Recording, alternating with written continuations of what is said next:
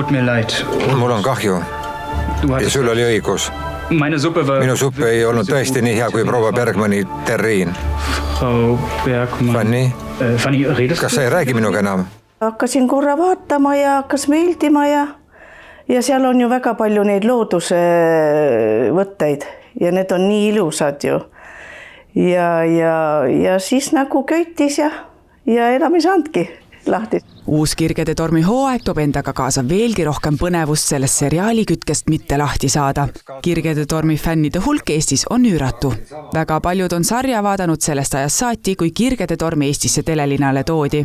Kõige kirglikumad fännid ei ole vahele jätnud mitte ühtegi osa. Sellest on hea, et ei ole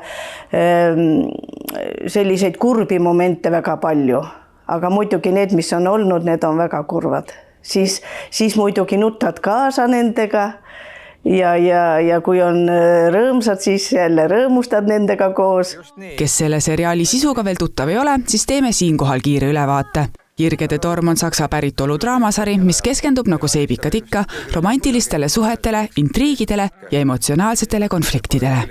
Minule meeldib isiklikult väga see, et neil need paarid nii-öelda vahetuvad kogu aeg. Tuleb see uus paar alati, et siis hoiab nagu seda pinget üleval, et ei ole kogu aeg see sama, aga samas ikkagi need vanad head tegelased on ka olemas ja just see võib-olla, et ongi nagu selline lihtne, ei ole väga ülepingutatud nagu kohati need Mehhiko seebikad. Uue hooaja peategelasteks on aednik Fanny Schätzl ning kokk Kilian Rudloff. Nende vahel puhkevad kiirelt tunded, ent kõik pole nii roosiline, kui pealt näha paistab. Nimelt kannab Kilian endas saladust. Kuidas saab lihtsalt mõne tunni jooksul sellist asja otsustada? Isegi kui see on ainult fiktiivne. See tähendab, et ta ei võta abielu üldse tõsiselt. Eve ootab juba kannatamatult uut hooaega ja nagu õigele fännile kohane, on naine Baierimaal võtteplatsil ka isiklikult kohal käinud. Ja siis käisime neid paviljone läbi ja siis ühe paviljoni kõrval oli siis Kirgede tormi, see suur maja, see paviljon, aga seal ja need lambid põlesid, et võtted käivad ja sinna sisse minna ei saa praegu. Ka mul on siit raske lahkuda. Pärast nii pikka aega ja nii paljusid armsaid inimesi. Koju kaasa sai mälestuseks ostetud nii kalender kui ka pastakas. Ka Mari-Liis on seda stuudiot külastanud, kus Kirgede tormi filmitakse. Nüüd elab naine ise Saksamaal Baierimaal, Kirgede tormile päris lähedal ja on kogu fänninänniga hästi kursis. See on selline kukaraamat ja siin on ka need pildid.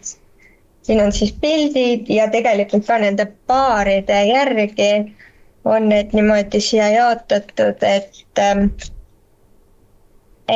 näiteks siit hakkabki kohe esimese paariga pihta ja siis kuidagi nendega seonduvad retseptid on siis siin välja toodud kõikide kohta erinevad, et see kuulus Hildekaardi seapraad on isegi ka siin sees. Eve ei kavatsegi ühtegi Kirgede tormi osa vahele jätta, küll aga unistab ta veel millestki. Et näiteks kui oleks võimalus, et sinna nendega kohtuma, siin YouTube'is on näidatud, kuidas nad kohtuvad fännidega. Nendel on need pildi, need pakid kohe ja siis annavad autogramme ja siis, et sinna küll läheks. Siinkohal on Mari-Liisil kõigile fännidele nipp, kuidas autogrammikaarte saada.